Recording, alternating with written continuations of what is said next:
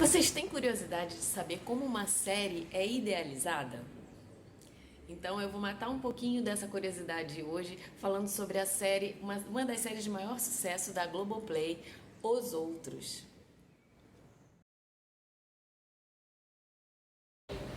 Recentemente, eu tive a oportunidade de ir para um evento chamado Frapa, Festival de Roteiro Audiovisual de Porto Alegre. É o maior festival de roteiro da América Latina. E o legal lá é que a gente tem a oportunidade de trocar experiências, ideias com pessoas que estão muito inseridas no mercado, né? E assim, a gente vê palestras e eu fiz questão de acompanhar a palestra do Lucas Paraíso, que é um cara que eu sou muito fã. Ele tá à frente da série, da sala de roteiros da série Os Outros, né? Foi ele o idealizador. Ele também esteve à frente do Sob Pressão, que é uma série que eu sou suspeita para falar, que eu amo. Também teve na sala de roteiro do Justiça. Então, assim, tudo que ele faz, eu vou acompanhando, porque eu gosto muito do jeito que ele escreve, eu gosto muito das coisas que ele produz, né? Das histórias que ele traz.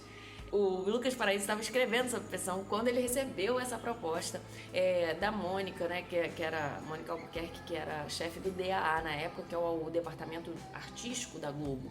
Ela encomendou para ele uma série sobre a família brasileira. Aí, porque ela gostava muito do jeito que ele escrevia as histórias particulares, né? Ali no Sob Pressão a gente tem a parte médica e também tem toda uma história de relações familiares por trás, né? De relações amorosas, familiares. E era nisso que ela estava interessada. E aí ele ficou pensando como fazer, né? Só que ele ficou meio enlouquecido, porque ele estava ainda escrevendo Sob Pressão, ainda faltavam 2 temporadas. E aí ele começou a pesquisar que série que ele ia escrever. E o Lucas, ele contou isso, então eu acho que eu posso falar. Ele viveu uma tragédia na vida dele, né? As histórias, eu sou roteirista também, as histórias que a gente escreve, elas esbarram muito na nossa experiência, né? No que a gente já viveu. E o Lucas viveu uma tragédia. Quando ele tinha 12 anos de idade, o pai dele morreu num assalto. Então ele tem horror a armas. Ele sempre soube que ele queria escrever sobre isso. E ele pensou nesse pedido e falou, bom, talvez seja essa a oportunidade.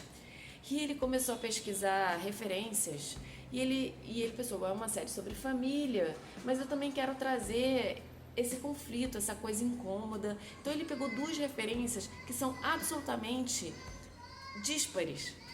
O This Is Us, a série This Is Us, que é sobre uma família cheia de melodrama, e o filme Relatos Selvagens. Relatos Selvagens, que ganhou um filme, o Oscar de melhor filme estrangeiro. Ele conta 5 histórias onde as pessoas vivem em situações limítrofes. E é um filme, eu adoro esse filme, adoro.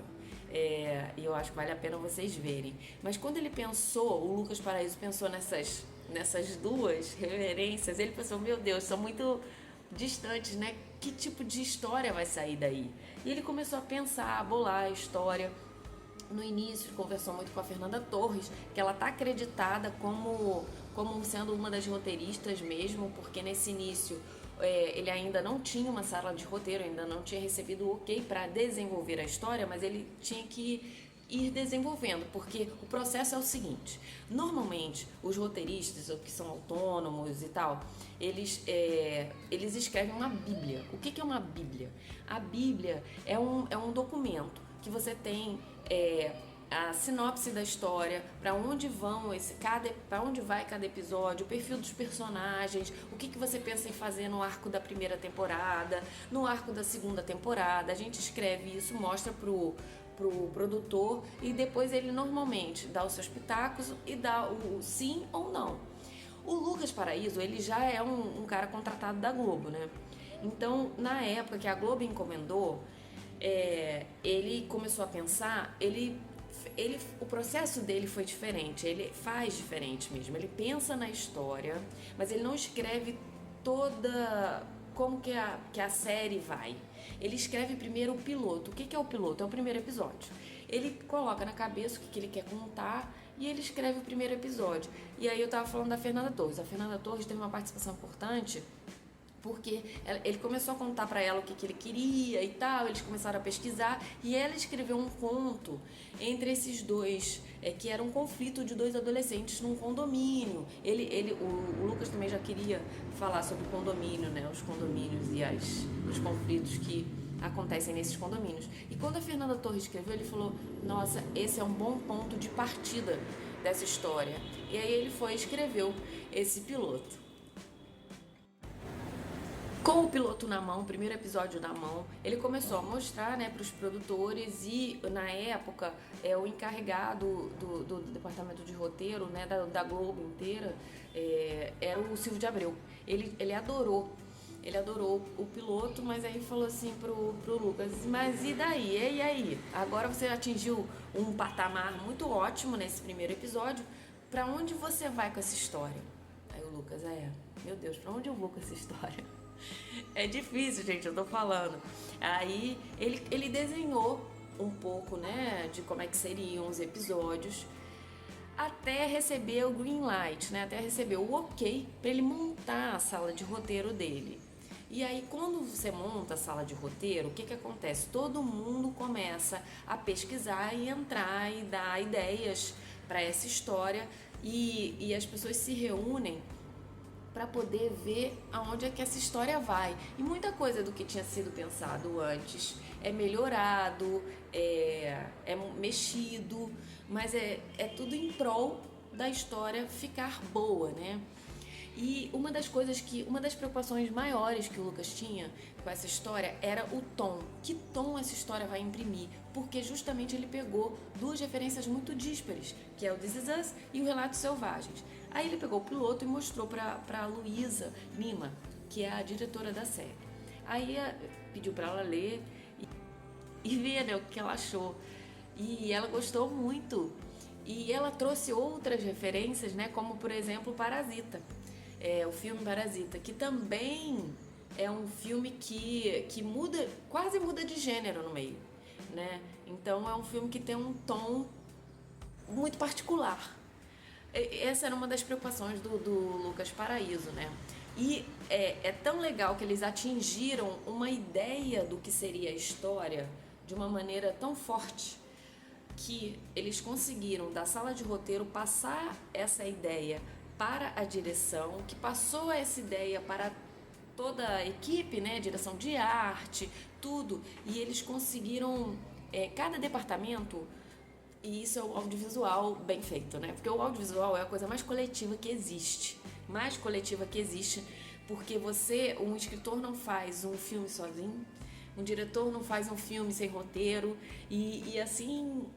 E vice-versa, né? Então, todo mundo que trabalhou na série, eles trouxeram coisas muito ricas. Por exemplo, em todo o episódio, a gente vê o personagem focado ali. Os roteiristas já sabiam que eles iam começar cada episódio com a cena final, né, desse episódio, né? Como se fosse um teaser, para você continuar ligado, falando, como é que começa, como é que essa história vai terminar ali, né, nesse episódio. E aí a diretora mesmo trouxe essa questão de começar a câmera bem focada no rosto do personagem, que é o principal, digamos assim, o drama principal do episódio a ser desenvolvido. E isso ficou uma marca da série. Assim como quando você liga na série, né, e ela foca no rosto do personagem, e aí escreve assim, sou, aí depois que o design vai e escreve os outros. Isso não foi pensado pelos roteiristas, isso veio com a equipe de design gráfico, que é uma bossa muito bacana, porque a série, um dos temas da série é intolerância, né? E é muito baseado naquilo que o Sartre diz, né? O inferno são os outros. Só que o inferno são os outros porque a gente tem personalidade, e o que a gente quer esbarra no que o outro quer. Então, é muito interessante trazer esse sou primeiro para depois vir e revelar os outros. E só para vocês terem um exemplinho de como é importante uma sala de roteiro, né? Eu vou primeiro falar todos os roteiristas que participaram dessa sala, né? Além do Lucas Paraíso, Fernanda Torres, tem o Flávio Araújo, Pedro Righetti, Bárbara do Vivier, Tiago Dottori e Bruno Ribeiro. Por exemplo, o personagem do Vando. O personagem do Vando, ele era sempre, né, é um cara bruto, né? Que tem muitos problemas em casa. Só que como tornar esse cara que é um malvado em um cara carismático? Como, né? Como que a gente vai assim, como a gente como espectador vai se apegar a um personagem desse? Então, uma das coisas ele tem um amor absurdo pelo filho, né? E coisa que o Milian Cortaz fez muito bem, né? O Lucas fala que esse carinho todo, ele estava descrito no roteiro, mas que o Milian, assim, abraçou essa parte do personagem. A gente vê ele como um pai amoroso, mesmo ele sendo um imbecil, idiota e abusador de mulher, né? Ele bate na mulher dele. E outra coisa que um dos roteiristas trouxe foi o seguinte: e se esse cara perdesse um emprego no primeiro episódio? Então, assim, você já entende a motivação do Vando, né? Apesar dele ter vários defeitos, ele é um cara que está lutando pela sobrevivência e tá difícil, né? Tá difícil para todo mundo.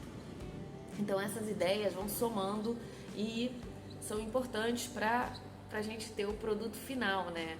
Agora eu vou dar spoiler, tá, gente? O Lucas falou o seguinte: ele viu que as pessoas, né, estavam se apegando ao Vando e todo mundo que lia, gostava. Tinha um lado do Vando que as pessoas gostavam. Aí ele pensou assim: e se a gente matasse esse personagem? Eu acho isso tão legal, isso é o poder do roteirista, né? Ou matar esse personagem. E o Vando morre no 7º episódio de maneira muito dramática, porque ele tá sendo perseguido pelos milicianos, mas ele acaba morrendo por uma questão doméstica, né? Nas mãos do próprio filho. Sem querer, mas em legítima defesa da mãe, né? E uma das cenas que o Lucas trouxe para compartilhar com a gente, que ele falou que ele mais gosta, é uma das cenas de repercussão do capítulo 8, que é a cena. Normalmente o episódio termina e o próximo episódio ele já começa em outro lugar. A gente vai ver a consequência do que aconteceu no episódio anterior, mas não imediatamente. No caso da morte do Vando, foi preciso fazer uma cena que a gente chama de cena de repercussão no início do capítulo 8. Que é, assim, imediatamente depois que ele morre, o que acontece? Aí, essa cena de repercussão, o Lucas disse que escreveu assim, rapidinho, vamos passar por isso, é a cena de repercussão, não tem grandes viradas, não tem grandes coisas, né? É uma cena só para contar o que a gente já sabe. Só que, quando ele viu a cena pronta, ele falou que ele ficou muito, muito mexido, porque muito tem o dedo da diretora, tem os atores, a Maeve Jenkins faz essa cena, é uma cena que o corpo do Vando está sendo retirado da garagem e ela tem um momento com o filho dela e fala pro filho: olha, agora somos só nós dois e eu quero que você diga sempre pra polícia que a culpa foi minha, A mãe tentando proteger o filho e naquela situação muito dramática, os dois se despedindo e ela sendo levado pra delegacia. Só que o jeito que foi filmado, como os atores deram suas emoções ali, ficou uma cena não só de repercussão boba pra gente se situar, ficou uma cena com emocionalmente muito, muito forte. E pro Lucas é a cena que ele mais gosta da série inteira, essa cena, porque ele também lembra que quando o pai dele morreu no assalto, ele pensou, ele ouviu da mãe dele, né? Agora somos só nós dois. Então, tá aí um pouquinho da vida, né, do roteirista impressa naquelas páginas e na sua tela. E é emocionante, eu acho emocionante. Todo mundo, eu acho que ficou emocionado quando o Lucas Paraíso contou essa história pra gente. Agora eu vou falar um pouquinho de elenco. Quando eles escreveram a série, quando eles estavam escrevendo, eles já sabiam, o único ator que eles sabiam que eles tinham era o Milian Curtais. Então meio que eles escreveram o Vando já pensando no Milian. E outra pessoa que ele já queria também era a Drica Moraes. Por quê? Porque ele sabe que a Drica tem uma elasticidade de emoções muito grande. Então ele sabia que ela ia do humor ao dramático muito facilmente, né? Já tinha trabalhado com ela no Sob Pressão e ele queria muito que ela fizesse e deu certo, né? Ela é a síndica do prédio e é muito presente, né, nesses momentos de um certo humor ácido, né? Porque a série transita ali, tem horas que você dá uma risadinha, mas depois vai pro dramático muito de forma muito natural. E aí, quando a produção veio falar pra ele da Adriana Esteves, ok, ele adorou, e enfim, é uma personagem. A Adriana é sinistramente boa e ela carrega a Cibele, a personagem dela, nas costas de uma maneira muito comovente. Aliás, eu fiquei muito identificada com a Cibele, com pena daquela mulher, né, que compra uma arma do miliciano por desespero para defender a família e depois essa arma vai acabar prejudicando a própria família dela, né? E até perguntei isso pra eles lá, falei, gente, ainda bem que vocês deram depois de tanta dor ali, vocês deram um episódio que tem uma certa alegria dali da personagem da Adriana Esteves. Aí o Lucas Paraíso falou isso, que ele adora escrever as cenas para mulheres, né? E que a Adriana brindou todo mundo com aquela ida à boate, né? Com aquela dancinha que ela faz. Ou seja, né? Ela pegou o personagem e fez da melhor forma possível. E é um deleite, assim, eu acho, vê-la em cena. E nesses momentos alegres e solares dentro do que é esse drama todo. Agora eu vou falar do antagonista que é o Sérgio, interpretado pelo Sterblis. Como chegou o Sterblis pro Lucas foi o seguinte: alguém falou assim, olha, o Eduardo Sterblis, ele faz... Aí só falou de coisa de comédia que ele fazia. Aí o Lucas parece que ficou assim, não, é a primeira série que eu idealizei e vocês vão me dar um cara que não é um vilão nato, é um cara que faz outro tipo de coisa. Ele ficou com muito receio do Sterblis. E aí, ele mesmo, Lucas, fala, gente, queimei minha língua, mordi minha língua 1000 vezes, porque o Sterblis é uma das melhores coisas dessa série, e é mesmo. E aí, agora eu vou dar uma outra fofoca de bastidores pra vocês. Na segunda temporada, que já está sendo gravada, o Sterblis, o personagem dele, o Sérgio, é o protagonista da segunda temporada. E o que você achou dos outros? Gostou? Fala aqui pra gente e me conta se vocês gostam de vídeos que trazem curiosidades de bastidores, porque eu posso falar mais sobre isso, tá? Até o próximo vídeo.